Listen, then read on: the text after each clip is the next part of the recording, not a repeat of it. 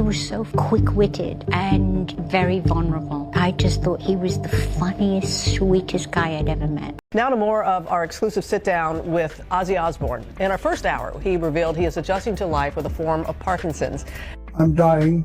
It's a fact. Ozzy, Ozzy, Ozzy, Ozzy, Ozzy, Ozzy. The Black Sabbath lead singer Ozzy Osbourne has died at the age of 76. A farewell performance was something I insisted on doing.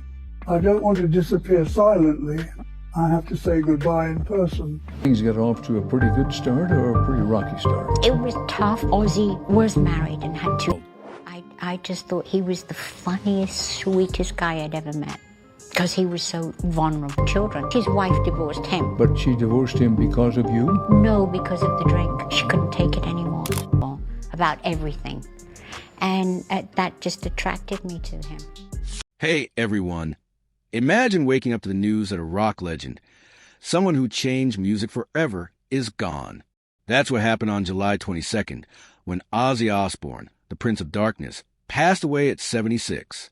His wife, Sharon Osbourne, stayed silent for a while, but now at 72, she's finally opening up about the heartbreaking truth of his final days. This is a story about love, loss, and a family's promise to honor a man who lived life on his terms. So, grab a seat and let's dive into this emotional journey together. Ozzy Osbourne wasn't just a rock star.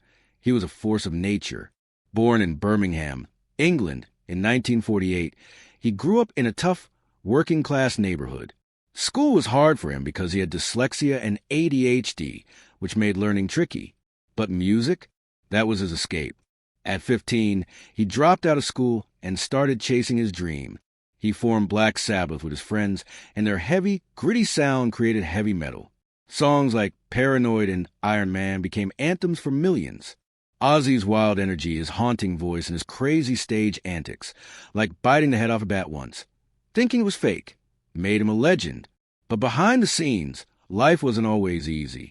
He battled drug and alcohol addiction for years, and in 2003, a terrible ATV accident left him with a broken neck, ribs, and collarbone. Then he was diagnosed with Parkinson's disease, a condition that slowly took away his ability to move and speak. Despite all this, Ozzy kept performing, kept fighting, because that's who he was. Sharon Osbourne was more than just Ozzy's wife. She was his rock, his manager, and his protector. They met in the 1970s when Sharon's dad was managing Black Sabbath. When Ozzy got kicked out of the band in 1979 for his wild behavior, Sharon stepped in. She believed in him when no one else did. She helped him launch a solo career with albums like Blizzard of Oz and Crazy Train, which became huge hits. They got married in 1982 and had 3 kids together, Amy, Kelly, and Jack. Sharon also managed a reality show, The Osbournes, which aired from 2002 to 2005 and showed the world their chaotic, funny, and loving family life. But their marriage wasn't perfect. In 2016, Ozzy's affair caused a big rift. They separated for a bit, and Sharon was hurt. She asked him to stop performing and focus on getting better. With the help of their kids and therapy, they rebuilt their trust. Sharon took charge of everything, his health, his career, even their family's privacy. She made sure Ozzy's life stayed as normal as possible, even when things got tough. Parkinson's disease changed everything for Ozzy.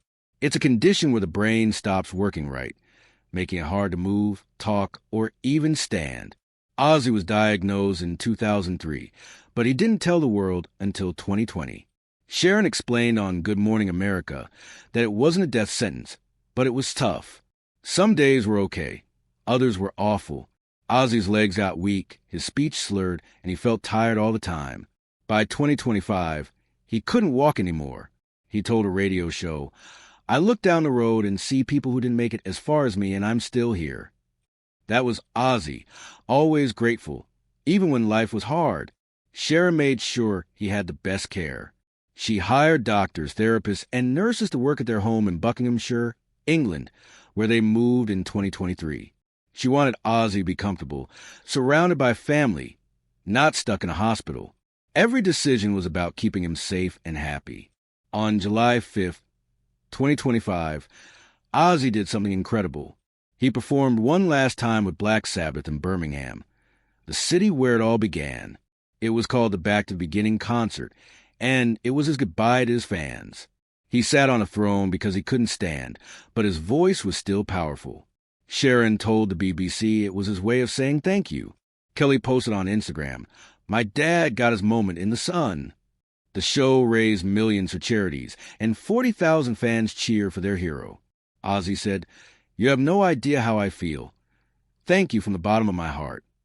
It was a perfect ending to his career, but no one knew his time was running out. Just 17 days later, on July 22nd, 2025, Ozzy passed away at home.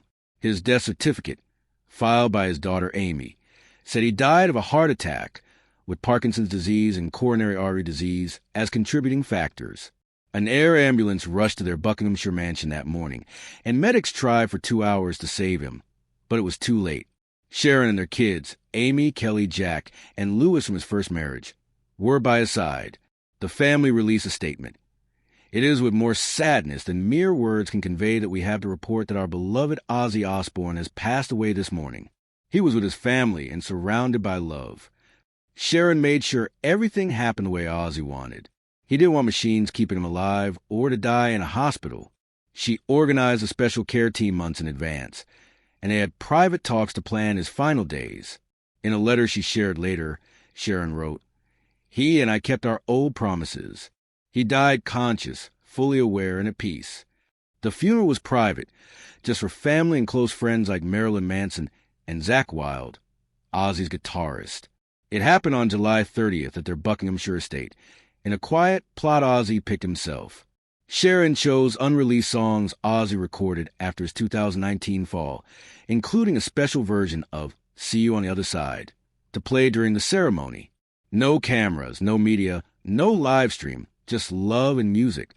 Fans left flowers, candles, and even half-drunk beers outside their home and on Birmingham's Black Sabbath Bridge as a tribute. Kelly shared on Instagram, "Grief is a strange thing. I will not be okay for a while, but knowing we're not alone makes a difference." Sharon was seen wearing one of Ozzy's wedding rings on a necklace, a quiet symbol of their bond. Sharon's role in Ozzy's life was huge. She wasn't just his wife. She controlled his career, his health, and his legacy. After his affair, she set strict rules to protect their family, like limiting his public appearances and managing their money through separate companies. She made sure their kids had roles too.